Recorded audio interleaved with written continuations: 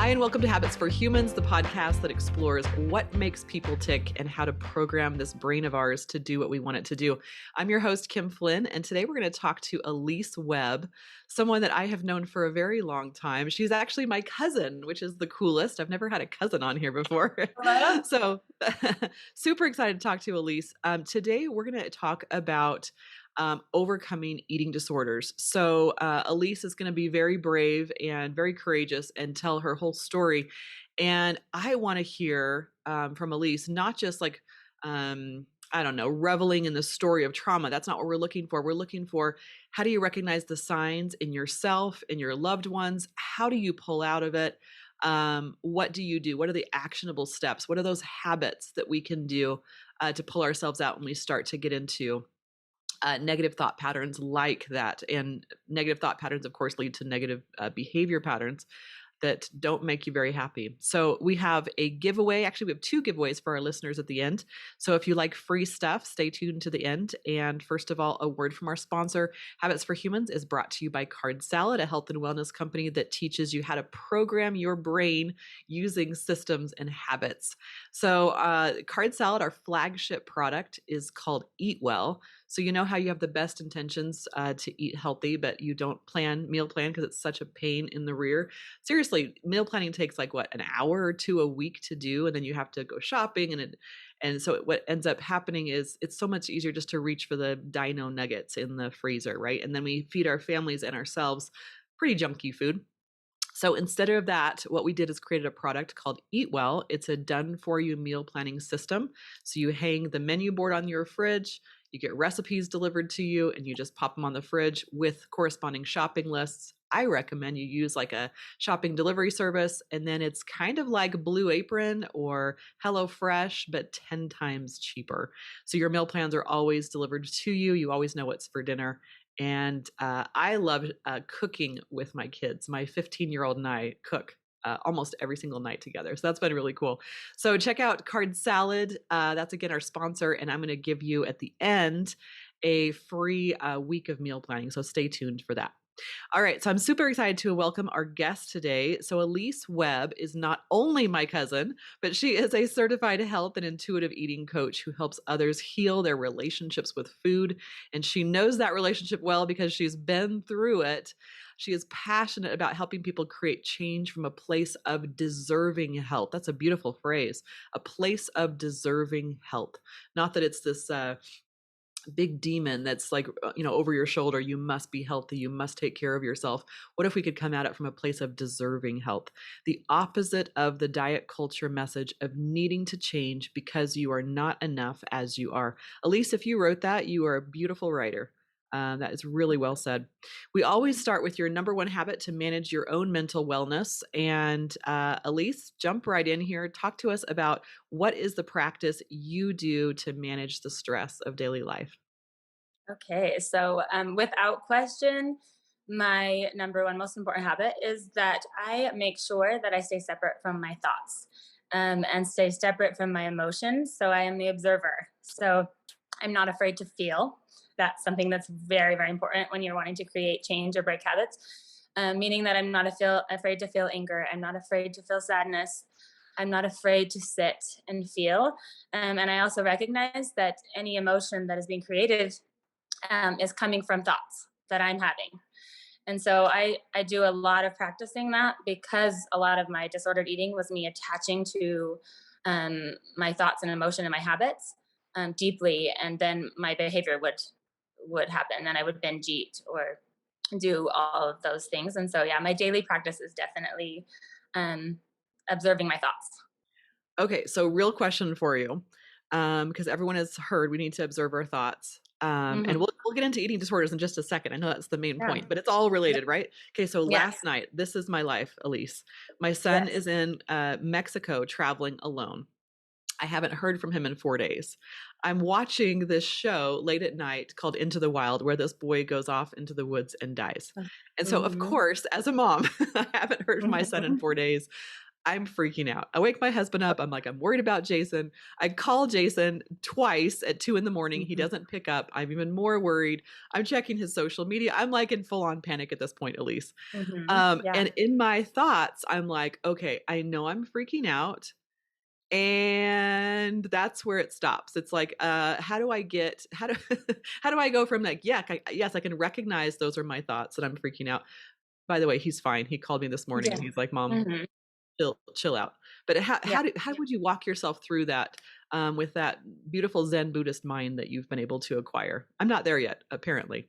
So no, so I think I really like to think of it like this. So I am the blue sky.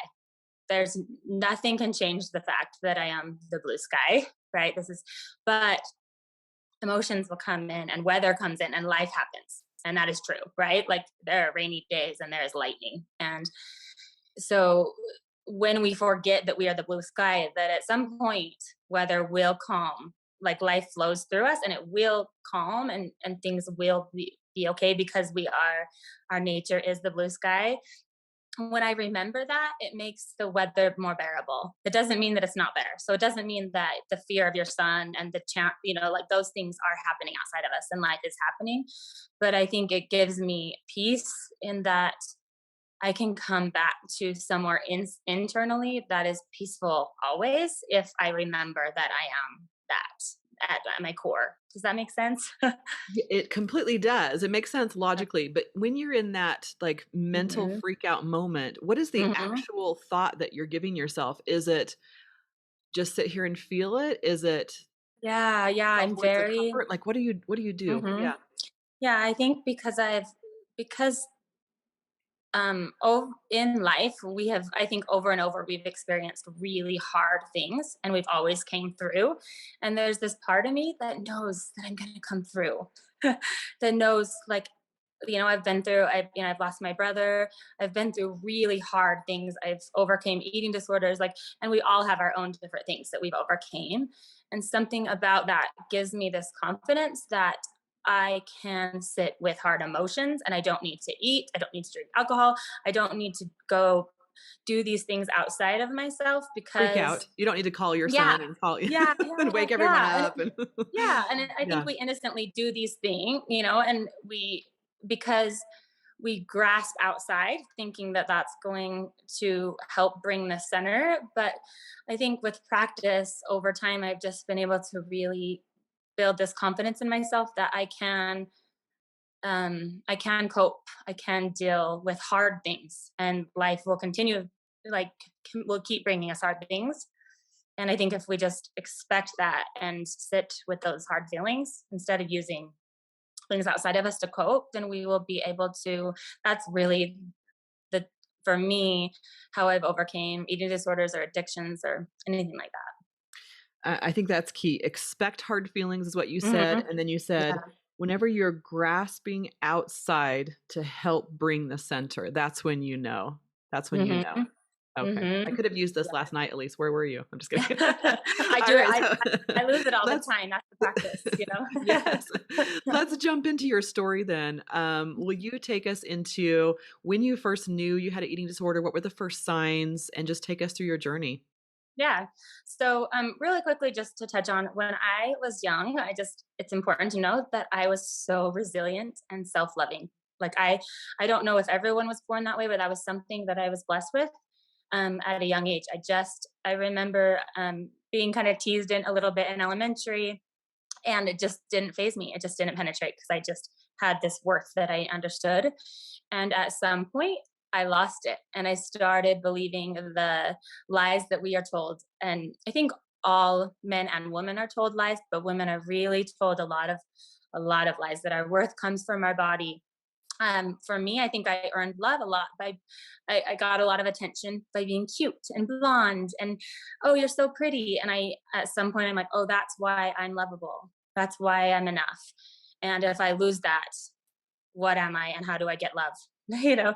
And so at some point I created a lot of fear, and um, I started believing that I wasn't enough, that I needed to change, and that I wouldn't be lovable if I wasn't beautiful, and if I wasn't thin, and it was never enough. And I started very slowly. I started having first anorexia. So, and as it was kind of a cycle because I stopped eating. And as I stopped eating, people started giving me more validation, right? And I'm feeding on this validation from outside of me. And as I'm getting validated, I'm also creating more and more fear because it can go away. Oh no, I can gain weight. Oh no, like, and where will I get this love and validation that I'm so desperately needing, that I'm not giving myself anymore? Um, and so that's where kind of the anorexia began. I quickly, as I started college, I started more with anorexia and binge eating disorder, and that was very awful. And I struggled. Oh, go ahead. Go ahead. Will you explain what binge eating disorder is? Yes. So, first of all, emotional eating and binge eating disorder are different. That's just something I want to clarify. Binge eating disorder is a lot more of, um, it feels like you're hijacked. So I would say it's kind of the animalistic part of your brain taking over. And I would eat to compulsion, and I felt like a blackout feeling. I would eat my roommate's food. I would, so I was starving myself for so long, and it was like my survival brain would take over, and I would just eat and eat and eat until I was sick. And I would almost have a comeback feeling of shame, so much shame. And then that would start. I need to exercise. I need to start, I need to use laxatives or throw up or do all these things to punish myself for my bad behavior. So, binge eating disorder is very discouraging. It was very discouraging for me because I felt so out of control because I was not present at all. So I'm like, how do I change something when I am not there and I'm doing this compulsive behavior? So that's how binge eating disorder felt for me. Okay. So let's go back into your story. And again, thank you so much for sharing. So here you Mhm. are in college, binge eating. How long did it last? What was your breaking point? What was the point where you were able Yeah. to find help? Yeah, so I tried a lot. I read and read, and I was determined. I'm like, I know at some point I ate normal and I had a healthy relationship with food. I know people know how to eat and they can eat normally. And I was so determined. And so through therapy and reading a lot of books, um, the most helpful thing was at that time was, okay, you need to control triggers. And so I went into this crazy thinking of like, okay, what are my triggers? What do I do before a binge? Right. So that was so many different things that I'm like, this is crazy, whether it's Christmas or I'm sad or I'm happy. It's creating something. How do you stop life? How do you stop life from happening? Basically, this was my goal. If I can stop any emotion, then maybe I will be able to have any control over myself. Yeah, maybe not the smartest of solutions. If I can Yeah. stop all Yeah. emotion, i.e., become a drug addict, then I could. Yeah. Yeah, because I can't deal, and that was my underlying belief. Like I can't. I mean, the biggest part is that I identified, right. So I was like, I am a binge eater, and I'm out of control. Right, I had so many stories. Like I wasn't the driver of myself anymore, and it's because I mean, we can get into this, but deeply, I needed to separate from the urges, which were thoughts, right? The compulsions, the thinking, and stay present and make choices from that place. And How that did was where you kind of my recovery came. how did you have that realization, and how long did you try all of the Okay. things? And what are Yeah. some of So the this went things that on. you tried? Uh-huh. Okay. So this went on for about 8 years. I would say towards the end, it was turning into more just emotional eating, less binge eating. I started having less shame because shame was kind of driving the binging a lot more. And then it started becoming more of just emotional eating, but just a horrible relationship with food and constant energy put into it. Dieting, emotional eating, just this constant cycle. And yeah, it went on for about 8 to 10 years. And what happened for me is I actually read a book called Brain Over Binge. And it wasn't necessarily the book that created the insight Mm. as much as whatever I learned about the brain or however the girl recovered in there. I I resonated with so deeply, and I understood in a moment that I was separate. And Mm. in a moment, I watched so it was like I saw my brain thinking, like, you're a binge eater, you're disgusting, you're never going to get a handle that, like, I observed it. and I realized my power. Meaning, it was like yappy backseat driver, and I had the steering wheel. Like it was this, oh, I don't have to do it because I feel like I have to do it. I don't have to starve myself. I don't have to do all these things because I don't feel good or because of my thoughts or my thinking. And in that moment, I would say I had kind of an insight recovery, and I didn't binge after that. I didn't have compulsive binging after that. And since then, yeah, I'm really passionate to help people that struggle with any form of addiction because I think they're all the same. We just use different things. I actually agree with that strongly. Mhm. So interesting. A couple of points I want to point out here that you made. It's not the book that made the difference for you. There was nothing magical about that book. It Mhm. was not learning about the brain. It was not learning about that. It was you resonated with her. It's almost Mhm. like, and correct me if I'm wrong, it's almost like you needed um, you needed to hear it from a person that you Mhm. resonated with, right? Like Mhm. people Yeah. Yeah. are the impact in each other's lives. It's not the research that's going to change things around for us.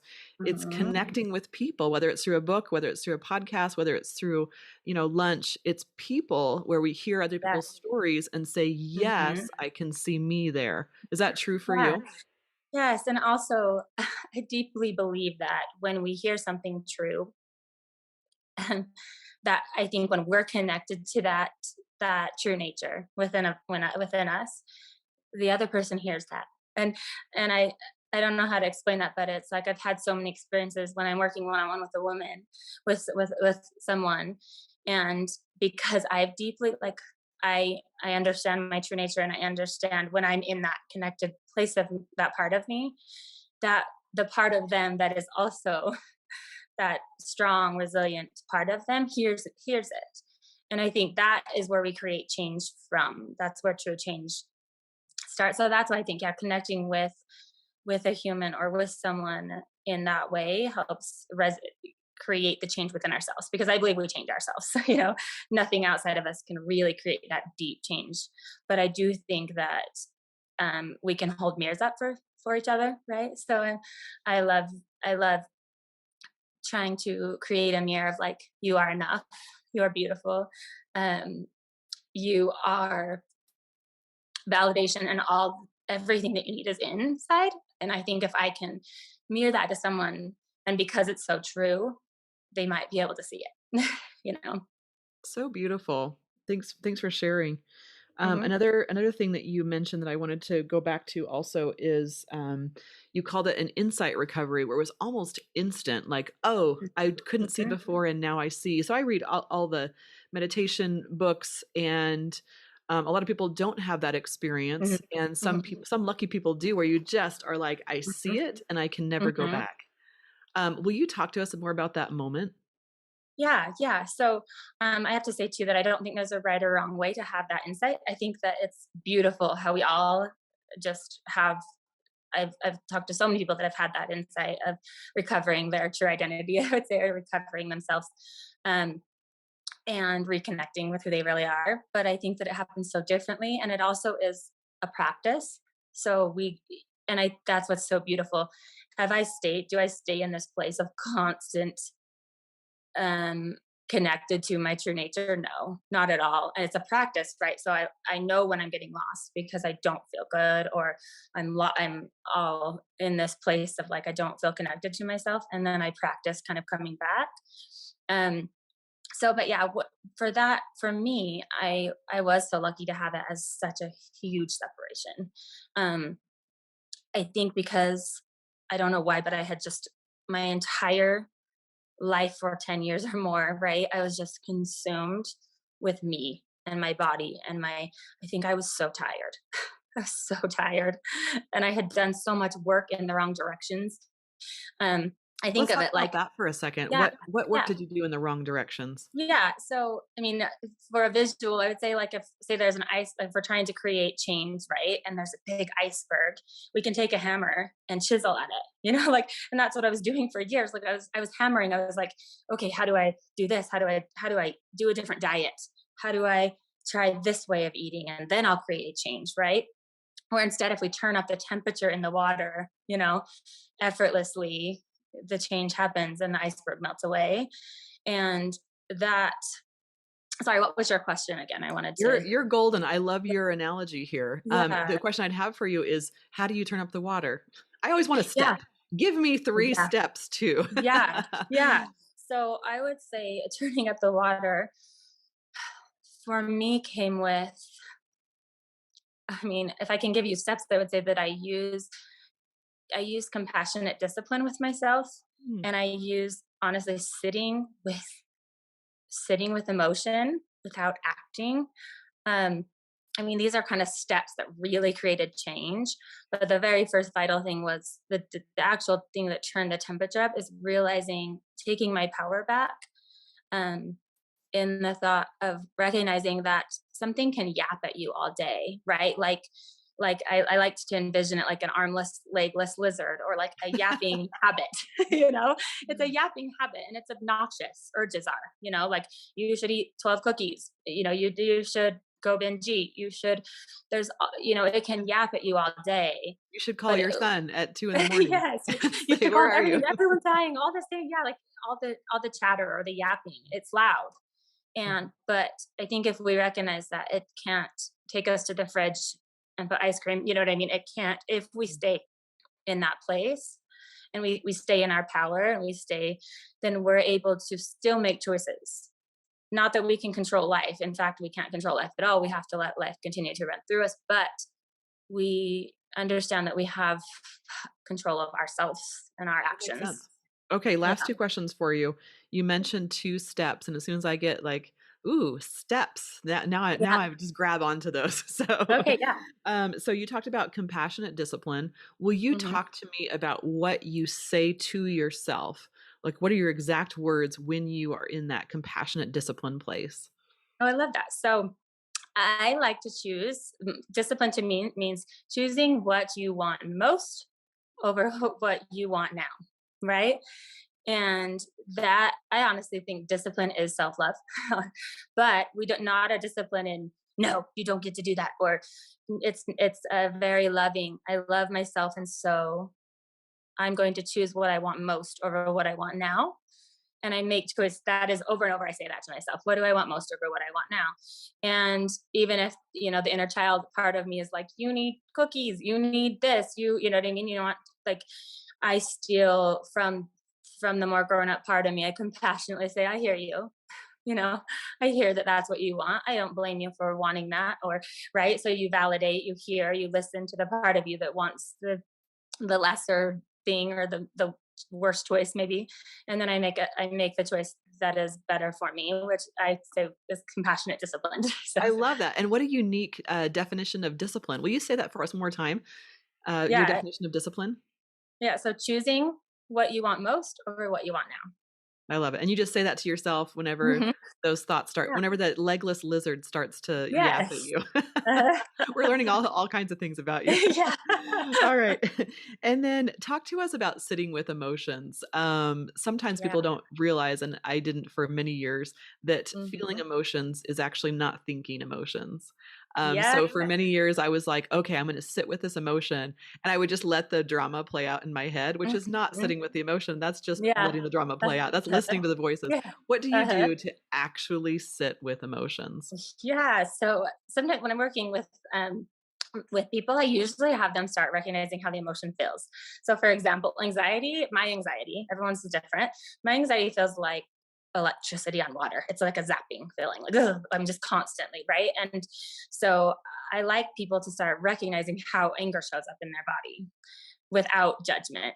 I came from a culture actually that told me that anger was bad. So I suppressed a lot of anger and a lot of um, negative emotion wasn't really good. I was righteous if I was happy, you know? And Mhm. so, anyways, it was hard for me to sit with negative emotion. Hence, I would go eat, right? And so I like to first say, okay, how does the emotion feel? Because usually all it needs to do in order to pass through us, like the weather to pass through us, it needs to be felt and sat with and heard. So what is it saying to me, and then how is it feeling in my body, and I like to do it practice it sometimes in meditation or just something where you just sit and you really feel. And it's not necessarily comfortable, but I think it's more comfortable than running away from it because it's always there. It's underlying, it's always there. It's like I remember there was a time when I needed to feel sadness, and I was sad, but I just kept running, or working out or doing these things to avoid it. And when I'm like, I'm running from myself. I recognized it. And I sat and I cried and I felt it and I heard thoughts that I was, the things I was needing to feel. And then it just lifted. So that's kind of how I practice it and how I start. I like people to start naming their emotion, meaning like, how does it feel in their body? Nice. I like that too. For me, anxiety feels like a spiky black ball, usually in my Mhm. stomach, like, whoa, that's what it Yeah. feels like. Yeah. Mhm. And it's so interesting when you're sitting there trying to just feel it and just focus on the feeling. For Mhm. me, my brain constantly wants to take over. My brain constantly wants to like logicify it and control Mhm. it and do worst case scenarios so that I can control it. Mhm. And it's not about any of those things. Those things are taking the hammer to your big mound of ice, right? And Yes. and Yeah. the turning the water up is sitting there and just feeling it. So, Mhm. Elise, that was really powerful, really powerful. Oh. As we wrap things up, a reminder that the goal of this podcast is to program your brain to start instilling systems and habits into your life. And what a beautiful habit. When we feel the panic, when we feel the anxiety, when we feel the depression, when we feel the anger, whatever those feelings are, instead of trying to think our way through those or eat our way through those or work our Mhm. way through those or exercise our way through those or drink, whatever your coping mechanism of choice is, or numb out on your phone, whatever it is. Mhm. It's about instilling habits instead. And one of those beautiful habits that Lise mentioned is compassionate discipline, choosing what you want over what you want now, and sitting with that emotion. Thank you, Elise. That was beautiful. Mhm. Yeah. Elise, I know you have a promotion here. Will you talk about your Freedom Health coaching? Yeah, so I do one-on-one health coaching mostly right now. Usually I've done it over Zoom, or I just work one-on-one with Perfect. mostly women in healing relationships with food. I have worked with someone. Um, and my promotion, I have some free videos there. I have a Facebook page called Transform Mind, Body, Soul. I actually will be adding a lot of videos to that probably soon. And there's just video content that can kind of start helping you reconnect with your true nature and to start help really creating change from a different place. Perfect. And check out that in the show notes. There'll be a link to that in the show notes, whatever platform you're watching or listening to this on, you can find that link there. We also have a giveaway from our sponsor, Card Salad. Go to habitsforhumans.com and sign up for a free 7-day Eat Real Foods challenge. So it's 7 days of recipes, a done for you shopping list. All your meal planning is done for you in a week. So you don't have to eat dino nuggets anymore. And I know that from experience. Thanks for joining us. Thanks for joining us, Elise. And thanks to our listeners. This is Habits for Humans, the podcast that teaches you how to program your brain to maximize your potential. And thank you in advance for giving us a positive review. Thanks, everyone.